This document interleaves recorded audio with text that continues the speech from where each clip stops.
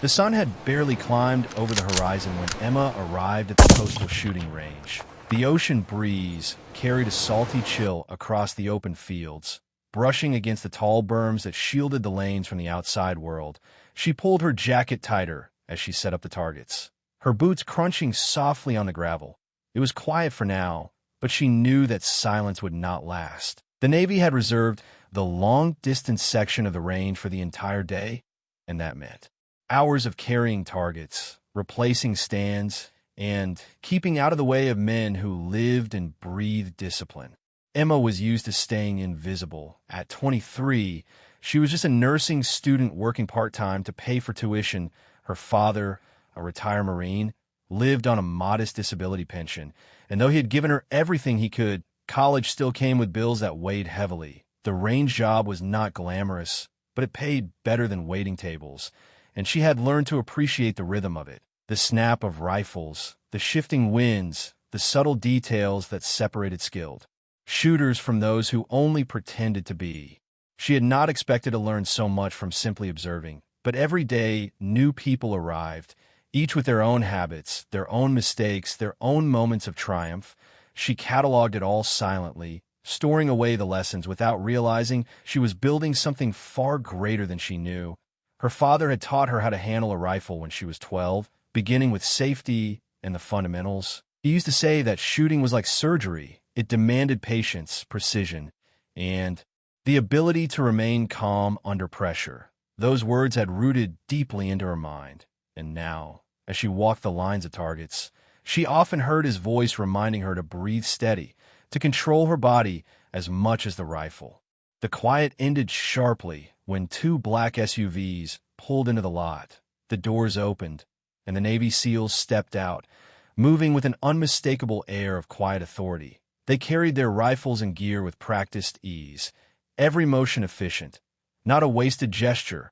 Emma had seen soldiers and veterans at the range before, but these men were different. Their presence seemed to bend the air around them. Their leader, Michael, stood slightly apart, calm and unreadable. The rest deferred to him. Naturally, without words, he was not the loudest, but he was the anchor. Among them was Robert, younger, eager, and full of restless energy. He wore the look of someone trying too hard, as though the uniform was armor against doubt. Emma had seen that look before in civilians who thought marksmanship was about swagger. Yet Robert was not a civilian. He was one of them, which made the sight of his struggle even more striking. Emma returned to the 500-yard line, setting new targets as the men settled into firing positions. The sound of rifle fire began to echo across the field, sharp and controlled. Except for Robert, his shots scattered like raindrops, each miss widening his frustration. From her angle, Emma could see everything wrong. His body was twisted, his cheek welled inconsistent, his shoulders tight as coiled springs. His trigger pull was a violent slap, jerking the rifle instead of guiding it. She winced with each report, whispering silently the corrections he needed. Relax your grip, breathe with the shot, steady pressure. But he could not hear her, and his teammates only laughed at his misses, teasing him instead of helping. Michael studied Robert carefully, his gaze sharp. He was not blind to the errors, but Robert was too stubborn, too busy blaming his rifle to hear correction. The complaints grew louder until finally, in a burst of anger, Robert threw the weapon down, cursing, declaring it broken. Emma froze, her heart hammering. Her father's words returned. A craftsman never blames his tools. Master yourself before blaming the equipment. Before she realized it, her own voice slipped out. The rifle is fine. You are pulling left because you are bracing for the recoil. The world went silent. The team turned as one to stare at her. The young woman who had dared to correct a SEAL. Emma felt her face burn. She had broken the rule of invisibility. She was supposed to be background, unseen, unheard, yet she could not swallow the truth once it had escaped her lips. Michael stepped forward, his eyes on her. Weighing, measuring, he asked in a calm voice if she thought she could do better. The words were not mocking, not harsh, but they carried the weight of a challenge. Robert scoffed loudly, calling her just a college girl who changed paper targets for a living. But Michael silenced him with a glance. The air was heavy with expectation. Emma's heart raced. She knew what this meant. It was no longer about Robert's failure. It was about her, about whether her claim held weight. Her father's voice returned again. Never make a claim you cannot back up. She straightened, her nerves like live wires, and nodded. Michael lifted the rifle from the ground, checked it, and handed it to her. His expression gave nothing away. He simply told her to prove it. Robert had been missing that target all morning. If she made the shot, she would earn their acknowledgement. If she missed, she would have to answer for touching military weapons she had no business holding. The SEALs gathered behind her, some amused, others curious. Emma took the rifle, heavier than her father's old hunting rifle. She ran her hand along its frame, learning its balance, the scope foreign against her cheek. Her pulse pounded, but her grip was steady. She lay prone in the position Robert had abandoned. Noticing immediately the flaws, she adjusted, aligning herself properly, finding bone support instead of muscle strain. She explained as she moved, demonstrating what Robert had done. Wrong, too much weight on the elbow, too much grip, slapping the trigger instead of pressing it smoothly. The men watched her closely, even Robert, their skepticism giving way to interest. Her words were calm, technical, patient. She was not showing off. She was teaching. When she spoke of breathing, of finding the natural pause between heartbeats, she felt her father's presence, as though he were kneeling beside her, guiding her as he once had on quiet weekends. Emma looked through the scope, the 500-yard target clear and waiting. The wind brushed her cheek, steady, predictable. She accounted for it, let her breath out halfway, and pressed the trigger. The rifle cracked, recoiled straight back in her shoulder, and through the glass she saw the puff of dust appear where she had aimed. She worked the bolt smoothly, chambered another round, and fired again, then again, each shot precise, deliberate. Silence followed. The only sound was the ocean against the cliffs. Michael lowered his spotting scope and spoke quietly. 3 shots in a tight group, dead center, better than what most of them had managed that morning. Emma lowered the rifle and exhaled, realizing her life had just shifted. She had not only proven herself, she had broken through the invisible line she had drawn around her own potential. And now, all eyes were on her. The rifle felt heavier now that the silence had settled. Emma handed it back to Michael carefully, her palms tingling as the adrenaline faded. She had expected laughter or dismissal, but instead she found something else in the eyes of the men around her, a cautious respect, even curiosity. Robert muttered under his breath, his pride wounded. He insisted that her shots must have been luck, that no one could walk up cold to a rifle like that and hit clean. But the smirk he had worn earlier was gone, replaced by unease. Michael cut him off with a glance and focused on Emma. His calm expression had shifted slightly. There was calculation there now, as though he was trying to fit her into a picture that did not yet make sense. He asked her where she had learned. His tone was even, not mocking, just searching. Emma steadied herself and explained that her father had been a Marine, a gunnery sergeant before an injury had ended his service. He had taught her the basics when she was 12, weekends spent at dusty ranges, lessons wrapped in patience and strictness. They had not trained for competition or medals, only for understanding, breathing, discipline. One of the older SEALs, John, with streaks of gray in his hair, let out a low whistle. He knew her father by reputation. He spoke of a man who had once trained Marines at the Scout Sniper School, a name remembered with respect. Emma was caught off guard. She had never thought of her father as a legend, only as the man who reminded her to finish her homework before bed. Yet here stood warriors who carried his lessons in their memory. The atmosphere shifted in an instant. The skepticism began to erode, replaced with something closer to recognition. Michael nodded slowly and pointed at the target Robert had struggled with all morning. He explained the conditions, the wind moving steadily left to right, the rifle zeroed at 100 yards, the match grade ammunition, and then he asked her if she was ready to take the shot again. Emma swallowed hard. She had done it once, but the weight of their attention pressed heavier this time. It was no longer a fluke. Now they wanted to see if she could repeat it. She lay back in a position, adjusted her stance, found her natural point of aim, and settled her breathing. The crosshairs drifted onto the target, steady and sharp. She let the breath slide out, paused, and pressed the trigger. The crack split the air, and the round punched through the exact center. Robert whispered in disbelief.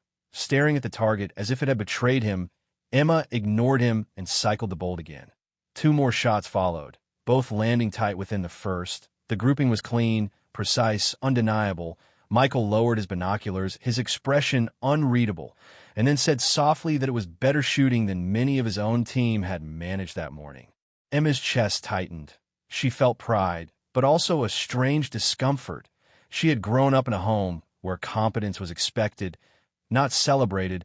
Her father had always told her that shooting well was only a matter of applying fundamentals without compromise. It was never about applause, never about proving anything to anyone but yourself. Yet here she was, standing among men who lived by the rifle, and she had shown them something they had not expected. Robert stepped forward, demanding that she do it again. He wanted to believe it was chance, a fluke that would not survive repetition. His voice carried more desperation now than arrogance. Michael cut him off sharply, telling him to stand down. She had proven her point. The younger man quieted, but his eyes remained locked on Emma, a mix of resentment and reluctant curiosity. Michael turned back to her and asked another question. He wanted to know how she had diagnosed Robert's mistakes so easily. Most people could shoot well, or they could teach well, but few could do both. Emma hesitated, then explained that she had been watching shooters for 8 months at the range. Hundreds of people, each with their own patterns, their own flaws. Over time, the mistakes became obvious, the same errors repeated again and again. She said her father had always told her that teaching was harder than performing, because it demanded not only skill but the ability to understand why failure happened, not just how to succeed. The men nodded, thoughtful. The older SEAL John murmured that her father had been a wise man, and clearly he had passed that on. The air was different now, no longer heavy with challenge, but with consideration. She was not simply the range girl anymore. She was someone who had stepped into their circle and earned a place in it, if only for a moment. The quiet broke when a dark sedan pulled into the lot. A man stepped out wearing dress blues, his presence commanding immediate attention. The SEALs straightened unconsciously. The newcomer walked with a bearing that needed no introduction. Michael leaned toward Emma and explained that this was Commander Sophia, their commanding officer, here to check on their progress. Emma's stomach knotted. She still held the rifle. She had just fired in front of an entire SEAL team, and now an officer of high rank was approaching. She placed the weapon down gently, wishing she could vanish, but it was too late. Sophia reached them and asked how training was progressing. Michael replied smoothly, explaining that they had received unexpected assistance from one of the range staff. He introduced Emma and mentioned her father's name. Sophia's eyebrows lifted with recognition. She knew of him. She looked at Emma with new interest and asked what kind of assistance she had given. Emma struggled for words, but Michael filled the silence, describing how she had identified Robert's errors and then demonstrated her own marksmanship with a group that met advanced standards. The commander's eyes sharpened, the casual politeness replaced with genuine focus. He walked to the spotting scope, studied the target, and then returned, telling Emma that what she had displayed was not recreational skill. It was precision marksmanship that would qualify her for competitive teams. Emma felt the ground tilt beneath her. She had never thought beyond nursing school, never imagined her weekends at the range meant anything more than time with her father. Yet here stood men of rank and warriors of experience, telling her that her ability was rare. Michael spoke again, requesting permission to invite Emma to observe their advanced sessions. He argued that her ability to diagnose mistakes could benefit new shooters. Sophia considered it, then asked Emma directly if she would be interested. Emma's heart pounded. Around her the team watched closely, Robert with a begrudging stare, John with quiet approval, Michael with that same unreadable calculation. The offer felt enormous, impossible. She was just a student, not a soldier. But her father's voice echoed in her mind once again. When opportunity knocks, you better be ready to answer. She lifted her chin and said yes, her voice steady even as her hands trembled. Sophia nodded with approval, telling Michael to coordinate with her supervisor, and then left as quickly as he had arrived. The weight of his words lingered. Emma stood in the gravel, realizing her world had just shifted again. What began as a quiet morning of changing targets had become something much larger. She was no longer invisible. She had been seen, and in being seen, she had opened a door she never knew existed. The range felt different after that day. Emma returned to her normal duties, carrying targets, logging ammunition usage, and sweeping the brass casings that glittered like dull coins in the gravel. But nothing was normal anymore. Every time she crossed paths with Michael and his team, their eyes carried a recognition that had not been there before. She was no longer just the student working to cover tuition. She was the girl who had stepped into their world and held her own. In the days that followed, Michael kept his word. He arranged for Emma to observe some of their advanced training sessions. At first, she tried to keep to the sidelines, standing quietly with her notepad, listening more than speaking. The drills were precise, the atmosphere sharp with discipline, and she felt out of place. But then, moments would come when a shooter faltered, a stance slightly off, a breath held too long. A trigger jerked with impatience. Emma would see the flaw instantly, the way she always had, and before she could stop herself, she would point it out.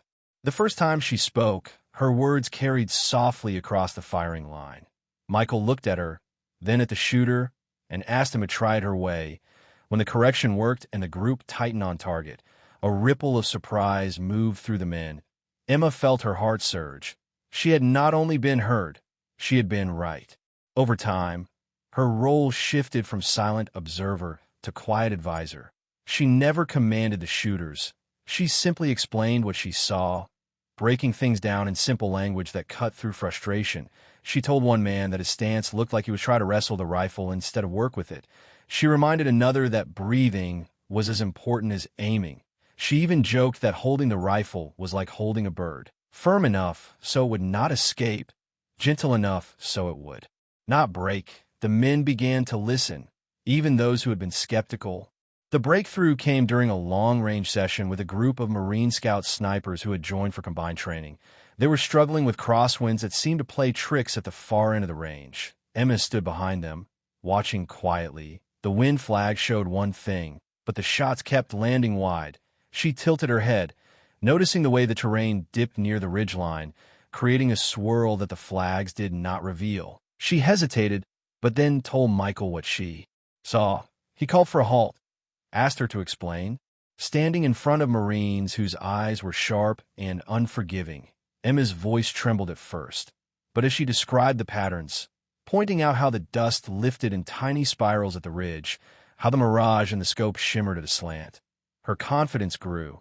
The Marines tried her adjustments, shifting their aim slightly, and suddenly their shots began to strike true. Their disbelief turned to grudging respect. Michael looked at her with a glint of satisfaction, while John gave a small nod. That night, Commander Sophia pulled her aside. He told her he had been watching her progress. He said she had a rare combination: technical knowledge, the ability to teach, and an eye for details that others missed. He asked her if she had ever thought about making it more than a part-time job. Emma shook her head, reminding him she was studying nursing, that she was only working the range to cover her expenses. Sophia smiled faintly. He did not ask her to abandon school, but he suggested that opportunities existed outside of hospitals, opportunities where her skills could save lives in different ways. The idea haunted her. She returned home that evening to the small apartment she shared with her father. He sat at the kitchen table, polishing an old rifle that no longer fired straight. His hands were worn, his back stiff from the injury that had ended his service. Emma told him about the commander's words, about Michael's respect, about the chance to help in a way she had never imagined. Her father listened quietly, then set the rifle down and looked at her. He said she had been given something rare, not only the ability to shoot, but the ability to see, to explain, to help others improve. He reminded her that gifts wasted were gifts lost. He told her that even if she pursued nursing, she should not ignore the calling that had begun to open in front of her. Weeks later, that calling arrived in the form of an invitation. A civilian military contractor had heard about her from Michael and Sophia. They wanted to meet. Their company provided specialized marksmanship instruction to military and law enforcement, and they were interested in what they called her unconventional approach. Emma was nervous the day she walked into the small office building where Precision Training Solutions operated. She was greeted by Rebecca, a former officer who now ran the program. Rebecca explained that most of their instructors came from military sniper backgrounds, highly skilled but often too steeped in their own experience to connect with students. Emma, on the other hand, had learned from the ground up as a civilian. She had broken things down in ways that even hardened operators found refreshing. The offer was simple but staggering: triple the pay she earned at the range, flexible hours to continue nursing school, opportunities to travel and teach different units. Rebecca leaned forward and told her they were not just looking for another instructor. They were looking for someone who could help shape new methods, new approaches. Emma thought about it for nights afterward. Weighing her future, she imagined hospital corridors, the beeping of machines, the rush of emergency care, and then she imagined ranges, wind flags, young men and women learning how to steady their hands, to breathe, to place rounds where they mattered most. In the end, her father's words guided her. He had always told her that a path chosen out of duty was honorable, but a path chosen out of calling was transformative. She accepted the offer, not as a replacement for nursing, but as a companion to it, a second life that might carry her farther than she ever expected. Her first assignment would come soon, a week-long course with a mixed group of snipers and officers. But even before she boarded a plane, she already understood that her life had shifted again. The girl who once whispered corrections to herself behind a line of targets was now stepping forward to speak those corrections aloud, to people who carried rifles for a living, and the world, which had always seemed too large and distant, suddenly felt as though it had begun to open. Emma's life soon became a balance of contradictions. By day, she was still a nursing student, rushing through lectures on anatomy and late-night study sessions with worn textbooks. By week, she carried her backpack across campus, blending in with other students who worried about exams and internships. By weekend, and sometimes during breaks, she was on a range hundreds of miles from home, standing in front of soldiers and officers who looked at her not as a student, but as an instructor. At first, the contrast felt overwhelming. In one world, she was simply Emma, the girl struggling to afford tuition, the one who brewed coffee late at night to stay awake and read through thick chapters on physiology. In the other, she was Emma the teacher, the one asked to correct stances, to measure wind with her cheek, to explain the invisible mistakes that turned misses into hits. It was as if she lived two lives, and each demanded all of her. Her first official assignment came at a training facility in Virginia. She arrived with lesson plans she had built with Rebecca's guidance. Her suitcase carried notebooks and range gear instead of hospital scrubs. The students were a mix. Some were military snipers refining their craft. Others were law enforcement officers taking their first advanced course. Emma felt the old nerves rise in her stomach as she walked onto the gravel range and saw them waiting. The first few days were rough. Some of the experienced shooters doubted her. They looked at her young face, her civilian background, and dismissed her as someone who had stumbled into luck. During her initial presentations, she could feel the resistance in their stares, thick and unspoken, but she pushed forward, using the same approach that had carried her before: clear explanations, patient tone, practical examples. She did not try to impress. She only tried to teach. By midweek, her persistence began to carve through the doubts. She worked closely with individuals, adjusting positions, refining breathing, breaking down the science in a language that was plain and usable. Some of her methods were unusual. Instead of shouting corrections, she asked questions. Instead of drilling repetition, she explained the why. She told them that shooting was not just about muscles and scopes. It was about the mind, about physics and patience. The turning point came with a veteran Marine sniper. His reputation was strong, his pride stronger. He had been openly dismissive of Emma, standing back with folded arms whenever she spoke. Then came a sequence of shots that challenged even him. He missed repeatedly, each round drifting just wide, frustration building in his eyes. Emma approached quietly. She did not lecture. She only suggested a small change. She had noticed the tension in his shoulders, a mismatch between his long arms and the textbook stance he used. She guided him to shift slightly, to relax into a position that matched his build rather than the manual. The difference was immediate. His next shot struck clean, then the next. He looked up at her with genuine surprise. For the first time, his eyes carried curiosity instead of doubt. He asked her how she had seen it. She told him she had been watching people shoot for over a year, that everyone had their own rhythm, and sometimes the textbook did not fit the body in front of the rifle. His arms were longer than most, so the stance worked against him instead of with him. He listened quietly, nodding. Later that evening, he sought her out to apologize, admitting he had been wrong to doubt her. Word spread quickly through the group, and by the end of the week, the atmosphere had shifted completely. Emma was no longer the outsider. She was the instructor they trusted. Her after-action notes were filled with observations that Rebecca later praised. She did not simply repeat lessons. She found ways to refine them.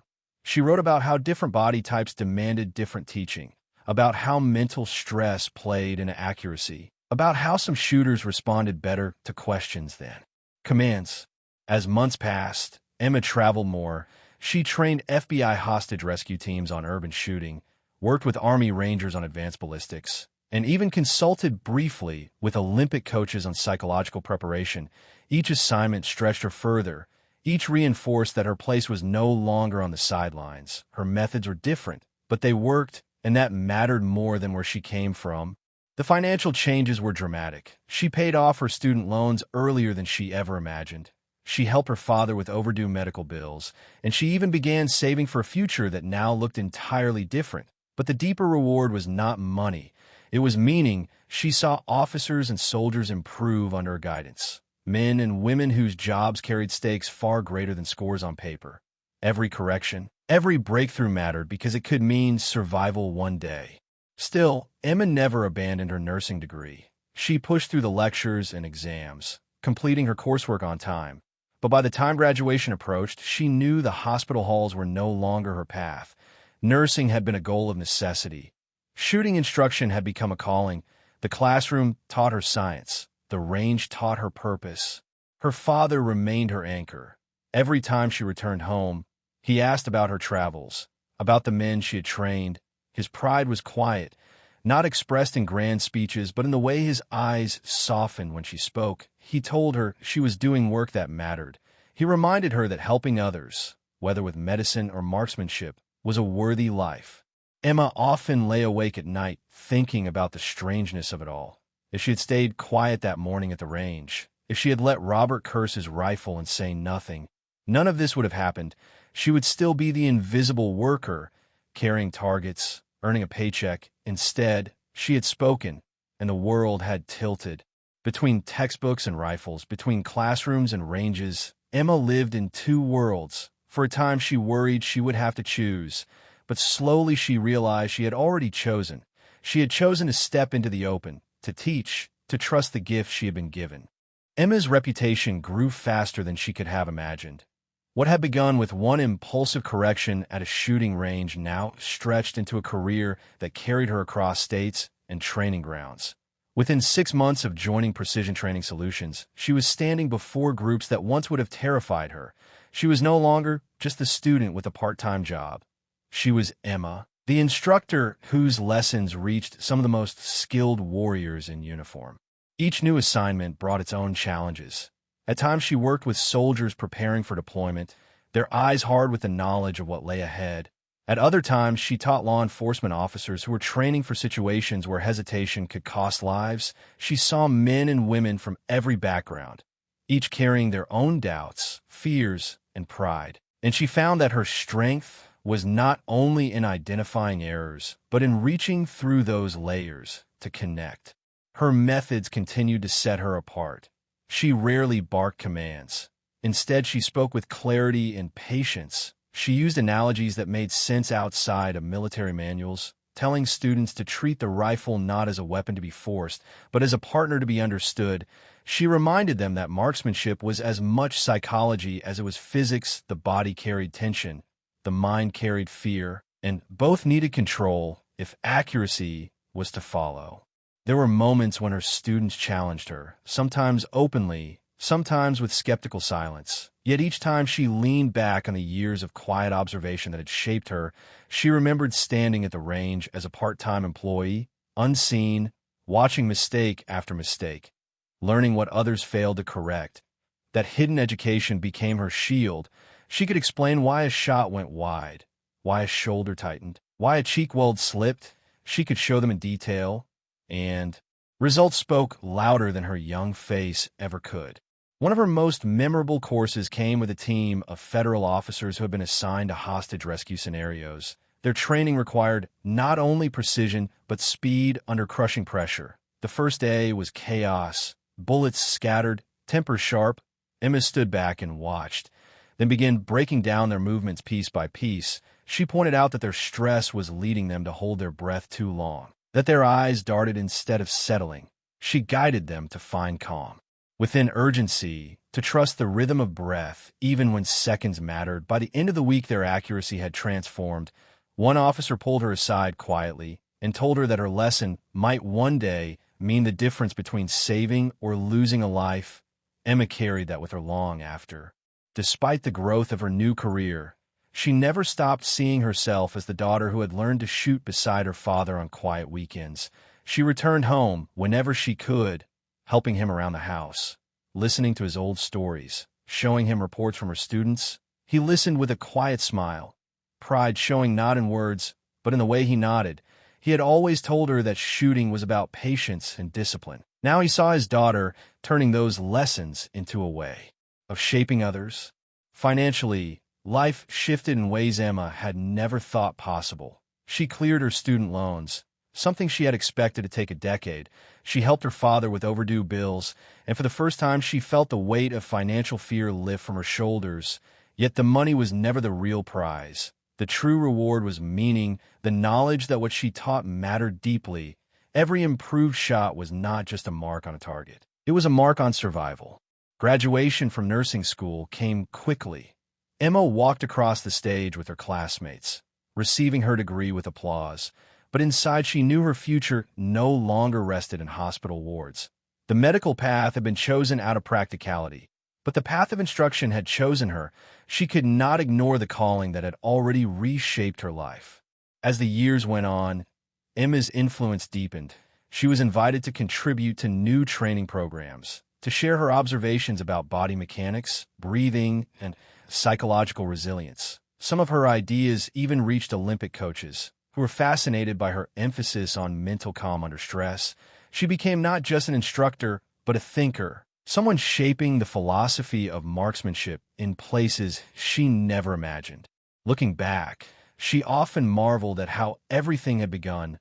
A single morning, a single decision to speak up, a single moment when she refused to let an excuse stand. If she had remained silent, Robert would have gone on blaming his rifle. Michael would never have noticed her.